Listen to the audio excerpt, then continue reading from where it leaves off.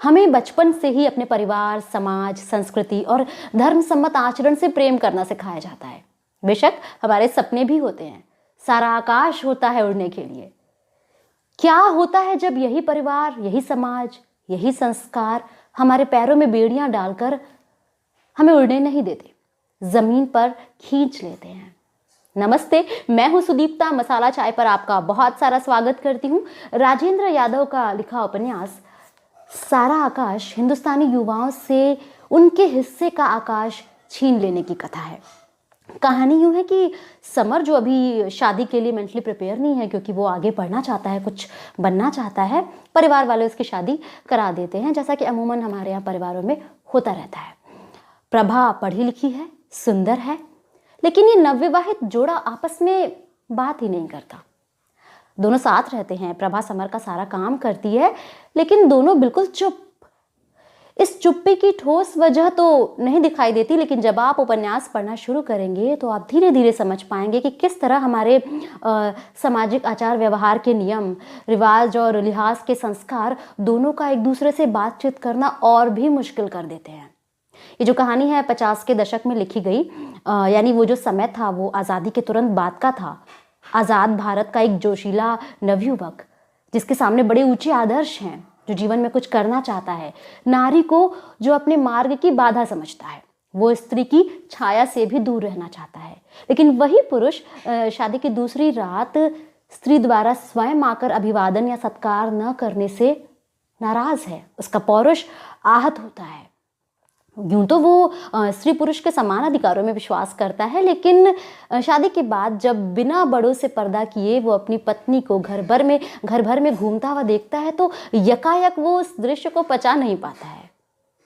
यानी ये जो सोच है और सामाजिकता का ये चोला जो सबने ओढ़ रखा था, दिन पर दिन उन पति पत्नी के आपसी समझ और एडजस्टमेंट की जो मुश्किलें हैं वो बढ़ाते जाते हैं।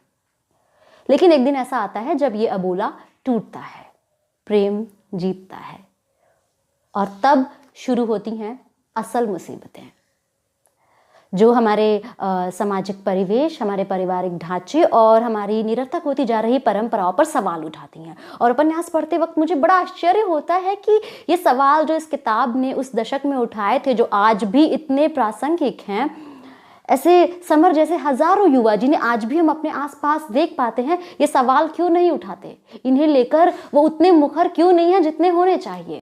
क्या इसलिए कि ये उन्हें शोभा नहीं देता, या फिर उन्हें सिखाया ही नहीं गया कि अपनी व्यवस्था और अपनी परंपराओं की कमियों को कैसे स्वीकार किया जाना चाहिए, उन पर कैसे खुले मस्तिष्क से सोचना चाहिए और उन्हें दूर करने के प्रयास किए जाने चाहिए? शायद इसीलिए समर सब कुछ देख समझ कर भी अनजान है। प्रभा पढ़ी लिखी होने के बावजूद घर में कोई आर्थिक सहयोग नहीं कर पाती। वो फटी साड़ियाँ पहनती है, दिन के 20 घंटे मशीन की तरह काम में जुटी होती है, व्रत रखती है, पूजा करती है, यहाँ तक कि कमर में एक कोई धागा बांधती है ताकि वो माँ बन सके, जबकि अपने पति से बात करने बैठने तक पर उसे दूसरों की टेढ़ी नज़र का शिकार होना पड़ता है। समर और प्रभा घर में कोई आर्थिक योगदान नहीं दे रहे, इस वजह से उन्हें बहुत सारी यातनाएं झेलनी पड़ती है, लेकिन वो इसके विरोध में कुछ बोलते नहीं, कोई ठोस कदम नहीं उठाते। वो अपने संस्कार और धर्म सम्मत आचरण के विमुख जाएं भी तो कैसे जाएं? उनका धर्म भीरू मन उन्हें इसकी इजाज़त भी तो नहीं देता।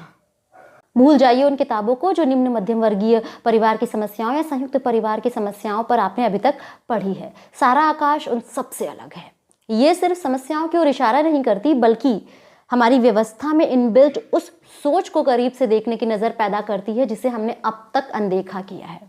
आप समस्याओं की जड़ों तक जा पहुंचते हैं और आप देखते हैं कि वो बिल्कुल जहरीली हो चुकी है और उसने हमारे आसपास का माहौल कितना विषैला कर दिया है।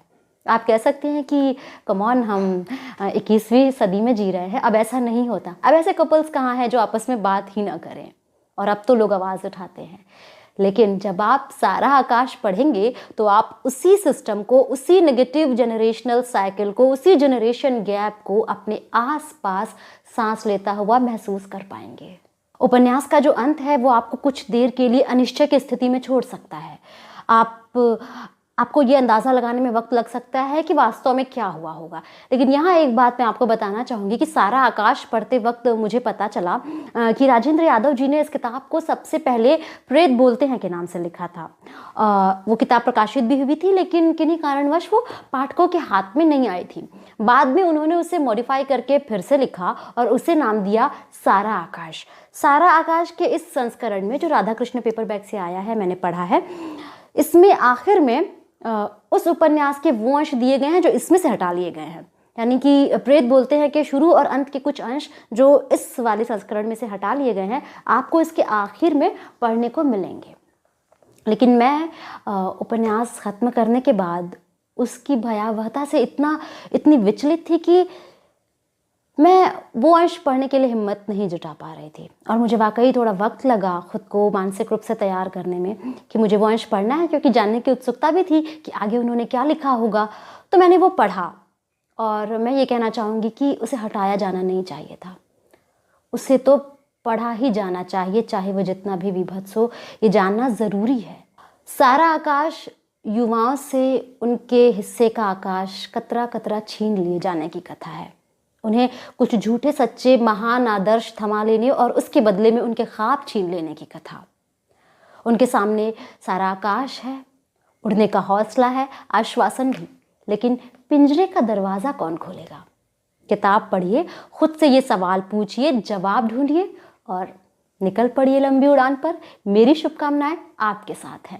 किताब खरीदने की इच्छा हो तो लिंक डिस्क्रिप्शन बॉक्स में दी है। और मेरा ये रिव्यू पसंद आया हो, आपको लग रहा हो कि मसाला चाय एक अच्छा काम कर रहा है, तो आप मेरे लिंक से ऑर्डर करके भी मुझे एक सहयोग दे सकते हैं। चैनल को सब्सक्राइब कीजिए, शेयर कीजिएगा अपने दोस्तों के साथ, लाइक मत भूलिएगा और साथ ही इंस्टा पे आप मुझे फॉलो भी कर लीजिएगा। वहाँ पर भी कुछ छोटे मोटे अपडेट्स देती रहती हूँ, तो आपको शायद वो अच्छे लगेंगे। अभी के लिए चलती हूँ, अपना ढेर सारा ख्याल रखिए, किताबें पढ़ते रहिए। Tata, bye bye.